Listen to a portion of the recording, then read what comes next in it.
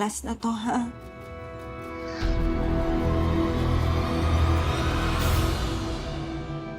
Ang nakaraan sa tadhana. Ma! Sandali, anak! Magpapaliwanag ako, anak! Sandali lang! Anak! Sabihin mo ang totoo, Sandra. Uy, please, magpapaliwanag ako. Talagang dapat magpaliwanag ka, Sandra. Umuwi lang ang anak mo para kunin ang assignment niya. Pinagalitan mo na. Oo, sumusobra ng pagiging stricto mo, Sandra. Awa ka naman sa bata. Nag-e-effort na nga eh. Nakuha mo naman yung assignment mo? Yun naman pala, sis. Kinuha lang yung assignment. Ba't galit na galit ka ba? Eh, di ba? Huwag muna ngayon.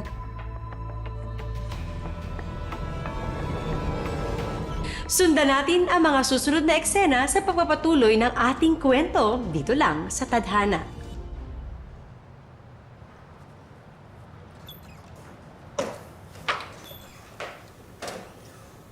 Yan, kasama kayo ng kapit mo.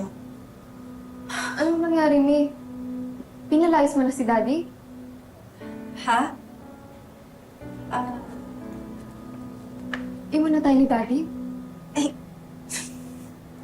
Hindi. Hindi, mag-out of town trip lang yung daddy mo. Oh. Baby, what's wrong? Nothing, May. Si Kiana po kasi galit sa mama niya. Tapos kayo ni Daddy away ng away.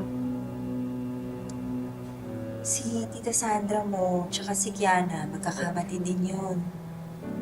Normal lang naman sa mag-iina nag-aaway, di ba? At yung sabi naman ng daddy mo, maliit na bagay yun.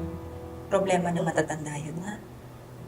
Pero May, araw-araw po kayo nag-aaway ni Daddy. Kung totoong maliit lang na bagay yun, di ba dapat bati na kayo ni Daddy?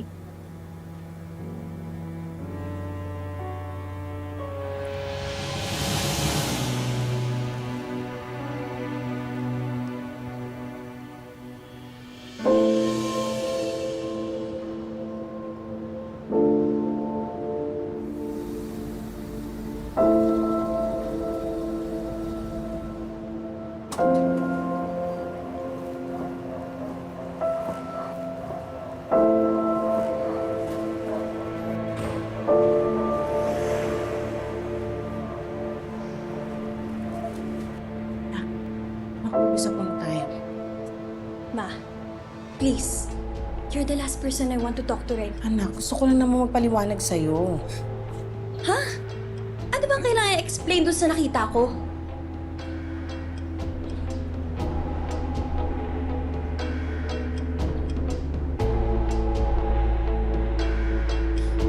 Magkasama kayong Tito Raymond, di ba? Anak, yung boses mo. Bakit? Maririnig tayo ni Papa? How dare you? Tapos sinasabihan mo si Papa nang walang silbi? Ikaw nga itong may secrets na tinatago. Anak, I want to be alone. anak, mag-usap muna tayo. Parang awa mo na, please. Ano bang gusto mong sabihin? Gusto ko lang sabihin na huwag mo munang sabihin sa papa mo yung... Hindi. Hindi ko nasasabihin. Anak, alam kong mas mahal mo ang papa mo, pero... Oo na nga eh. Salamat, anak. Yuck! You disgust me! Pag hindi mo sinabi to kay Papa, ako mismo nga aamin sa kanya.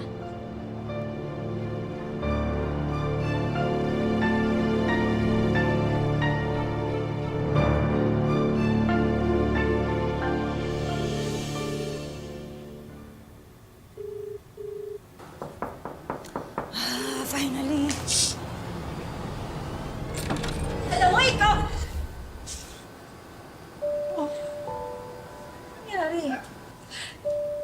Sis, tulungan mo naman ako kasi gulong-gulo na yung isip ko eh.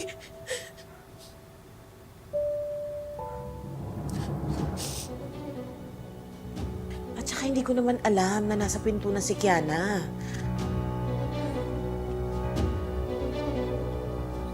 My God, Sandra!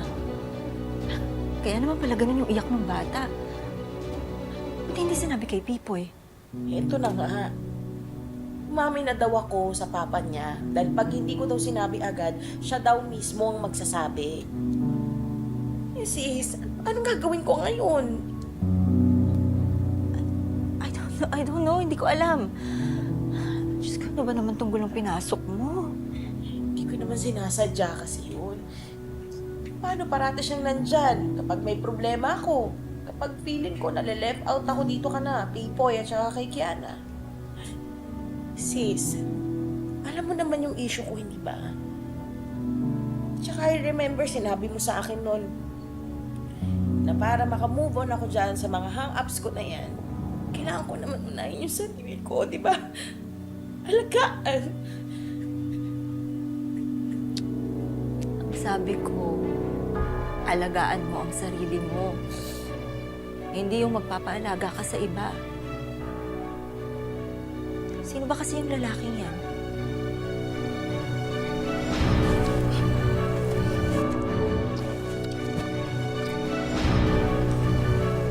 Ay, dyan na pala yung asawa ko. Paano pa tayo makakapag-usap nito? Ganito na lang. Sundin mo yung anak mo, umamin ka na lang, ha? Sis, paano ko... Sandra, anong ginagawa mo dito? Kala ko ba may out of town trip ka? Oras na. Denise, kailangan ko ba i-explain sa'yo lahat? May mga kulang pa ako sa presentation eh. Tsaka may mga naiwan akong gamit. Yung dilaw kong polo. Hindi mo naman sinabi sa akin. Kaya nga sinasabi ko sa'yo ngayon eh. Eh di ba pakikuha na lang, please?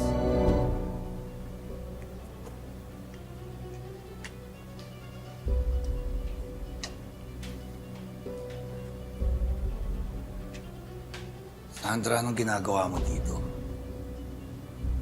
Don't tell me you told my wife. Hindi. Well, oo, pero hindi ko sinabi na ikaw. Humingi lang naman ako ng advice sa kanya eh. God, Sandra. Hindi ko maintindihan yung thought process mo. Sa mismong asawa ko. Eh, ano bang gusto mong gawin ko, ha? I feel so alone, kaya kailangan ko ng tulong.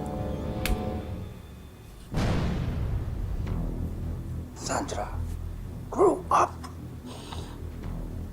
Shut up if you know what's good for everyone. Okay? Oh, ito na yung gamit mo. Everything okay? Oo, pinapayuhan ko lang si Sandra. Sabi ko sa kanya, kung ano man yung problema mo, kayang-kaya mo yan. At alam mo kung anong tama para sa pamilya mo. Tama ba ako? Hindi. Oh, late na ako. Kailangan ko na mauna. Be gone for a few days. Ikaw nang bahala dito. Okay?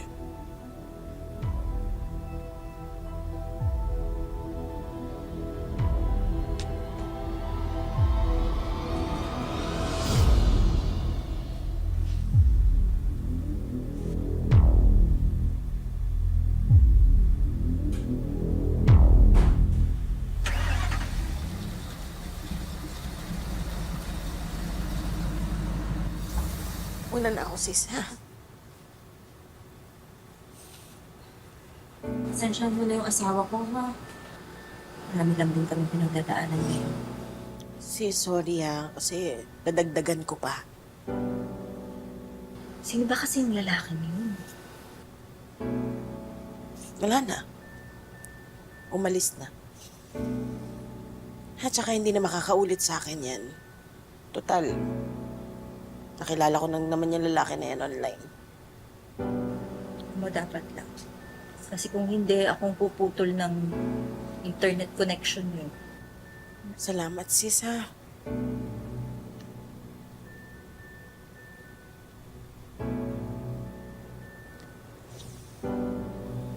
Alam kong kakampihan mo ko.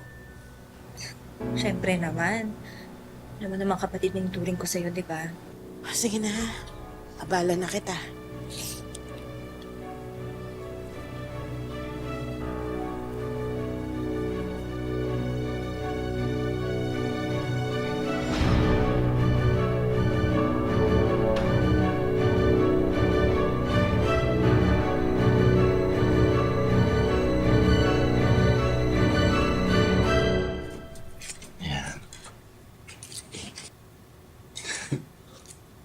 Tingin mo natural yan. Totoo ba yan? Opo, mukhang Oh, saan galing? Kain na. sige, mamaya na lang ako siya. Nag-sorry ka na ba sa anak mo?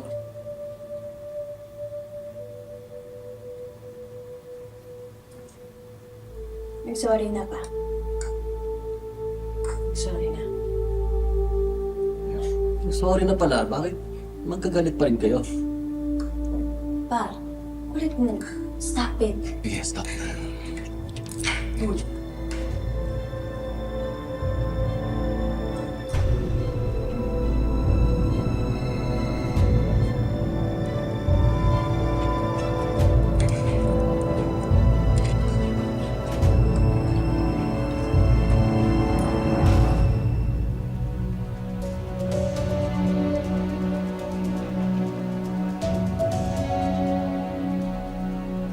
Ay, anak, sandali.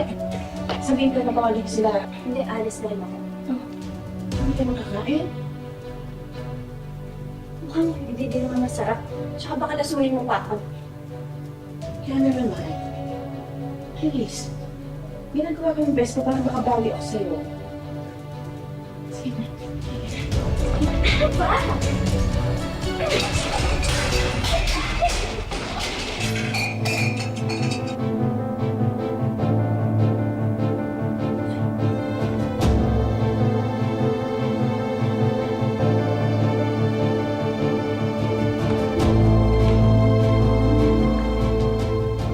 Wala ka namang kasalanan sa akin. Pero sa papa ko meron. Mamin ka na. Kung hindi, sasabihin ko mamaya.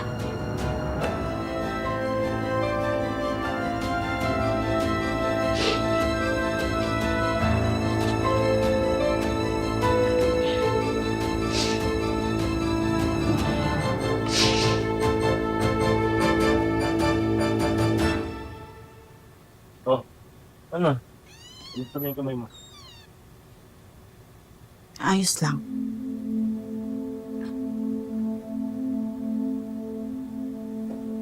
Alam mo, ako na lang magluluto. Kailangan natin mag-usap. Ano na naman kasalanan? Akong may nagawa. Ako may kasalanan.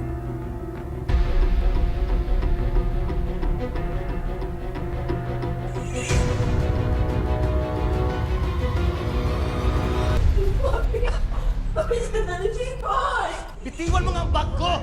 Hanggang hindi mo sinasabi sa akin kung sinong lalaki mo, hindi ako babalik dito!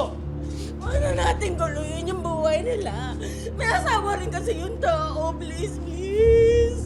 Parang ama mo na pag-usapan natin. Ito na nga, pinag-uusapan natin, di ba? Tinatanong ko sa'yo, sino ang lalaki mo? Hindi ko nga kasi pwedeng sabihin. Ba't mo siya pinoprotektahan? Samantalang sarili mong pamilya, sarili mong asawa, hinahayaan mo na masaktan ng ganito. Please, please, tama na. Please, please, please. Please, Pipoy, tama na! Pipoy, tama na. Huwag mo na lang siyang pilitin kung ayaw niya. Hindi niyo ba naisip na masakit para sa akin? Na hindi na ako handa na malaman ang tungkol sa pagtataksil ng asawa ko? Ha? Ano? Wala ka sasabihin, ha? Total, nagsasabihan tayo ng mga sikreto. Pipoy? Pipoy, kumalma Ito, ka. sasabihin ko sa'yo Pipoy, sikreto. umalis ka Ano na, ba? Pipoy. Open forum to, di ba? Para maayos ng lahat. Wala nang sikreto. Sasabihin ko sa'yo ngayon kasal.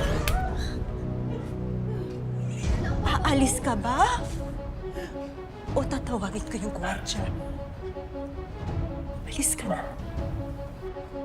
Alis. Magsama kayo ng kabit mo!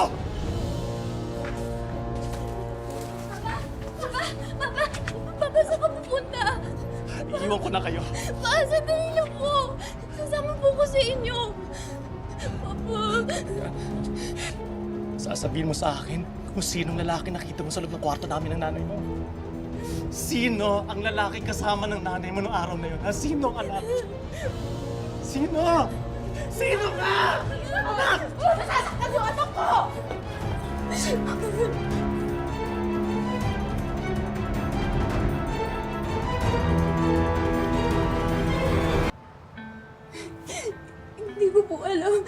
Hindi ko po nakita, Papa.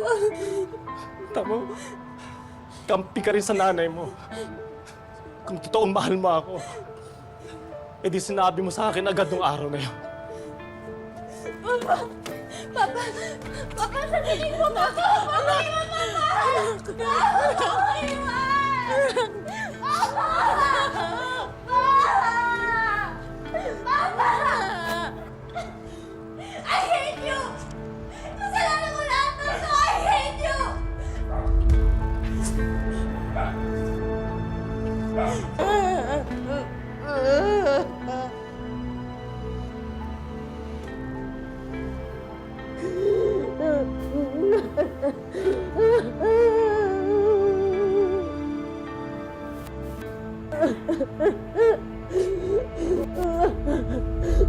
Anong ginawa ko sa pamilya ko?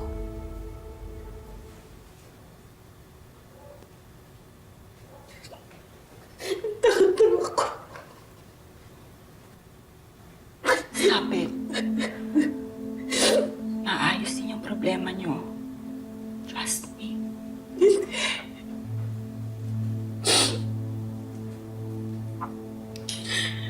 Isang utang na babayaran.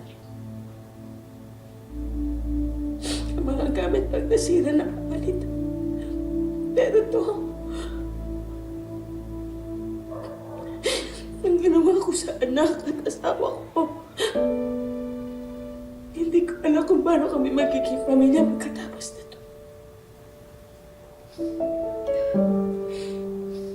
Siguro kung may mga tatay na nangaliwa at napatawad pa rin ang mga pamilya nila.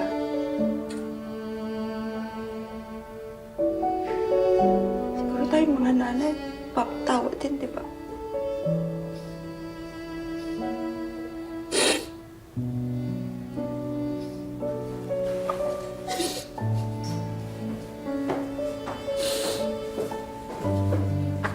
May nakuha ko na lahat ng gamit ni Kellen. Thank you, anak, ha. I'll be there in a sec.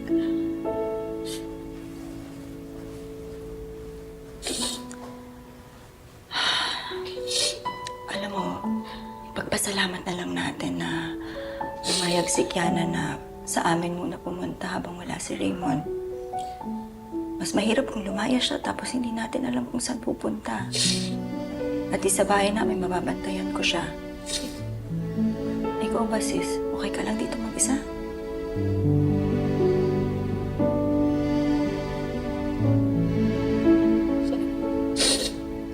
Kakayanin ko. Dapat kong kayanin, sis.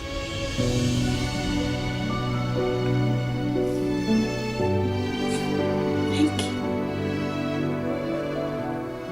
Thank you. Sorry sa akin. Alam mo naman kapatid na itulong ko sa'yo, di ba? Ikaw mag-sorry.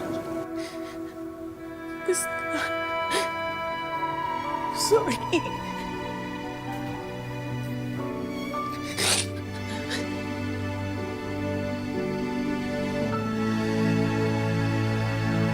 Anong gagawin mo kapag nangyari sa'yo to? Honestly, I have no idea. Minsan nga iniisip ko kapag nag-aaway si mommy tsaka si daddy. Ganyan ba talaga mag-aaway yung mga grown-ups? Parang mga bata? Ikaw, anong plano mo? Hindi ko alam. Basta, ayoko muna makita si Mama. Naiinis ako sa kanya. Naiinis ako sa ginawa niya kay Papa. Pati ako sinisisi ni Papa. Basta, naiinis ako sa kanya.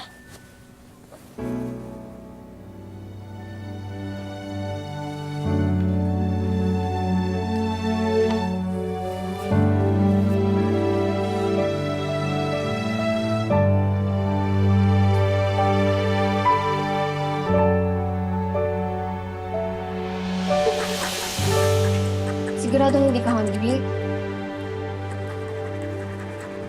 Kanina sa breakfast, ang konti lang ng kinain mo. Hindi ako nagugutom. Alam mo, if you don't feel like being here, you can stay at home with mommy. Okay lang ako dito. Maxi! May gusto raw sabihin sa'yo si Mark. Please, this is not the right time, okay? Huwag niyo muna kang guluhin. Ikaw naman. Invite ka lang naman namin tonight eh.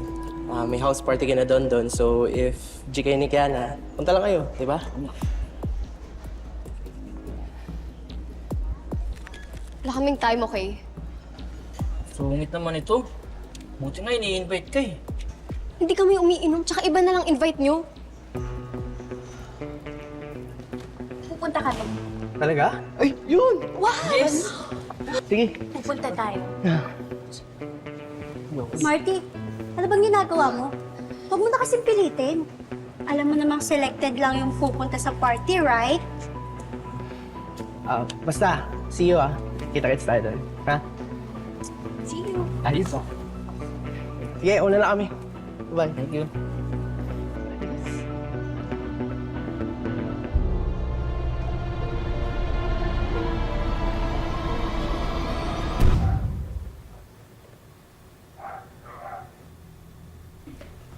Pag tayo nahuli ni Mami, ikaw talaga yung ituturo ko I don't care if meron kang family problems. Basta ikaw ang may idea nito, ikaw yung mananagot ha. Huwag ka mag-alala. Kapag mahuli tayo, aamin agad ako.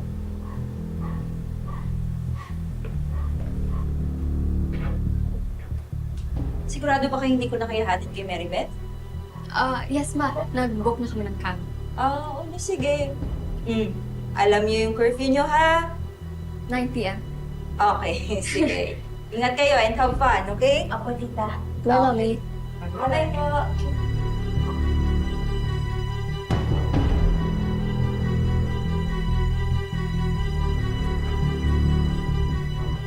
Baka mawala mo pa.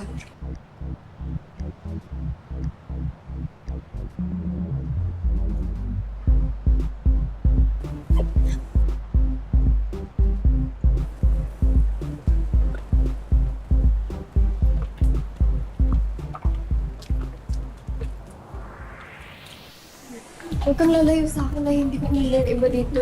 Oo.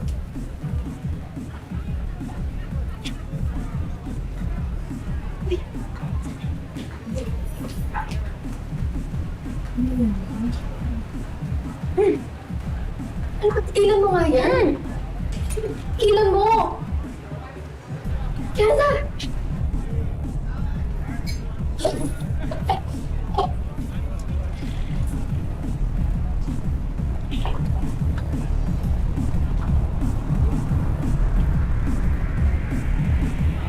Uy, bitaw mo nga yan!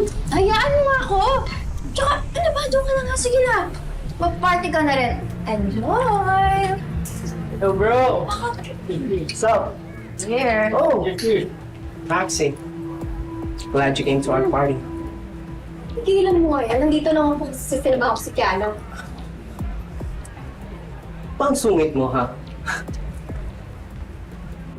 Eh, kasi ang kulit-kulit mo. Ayaw sa makulit.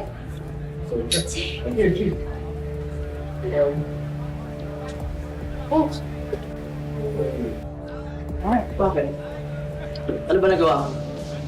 You know what? I suggest, sundin mo na lang yung sinabi ni Kiana. Enjoy the party.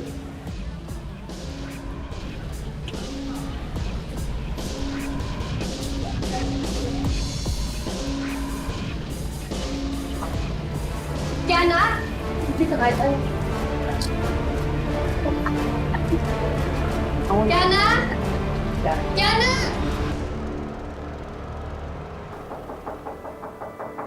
Bilisan mo ng gate ng mga to.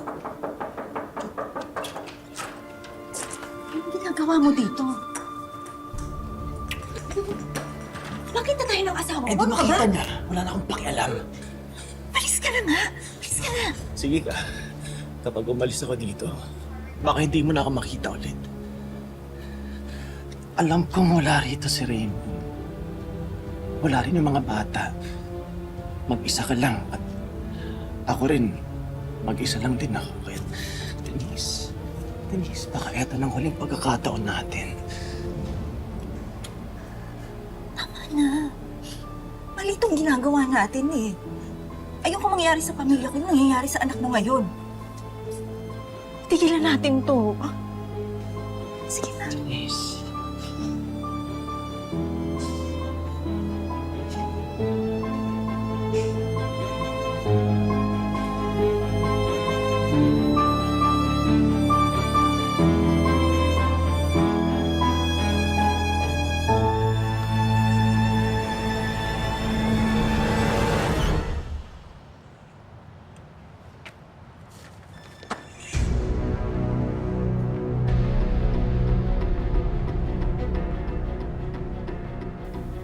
Last na to, ha?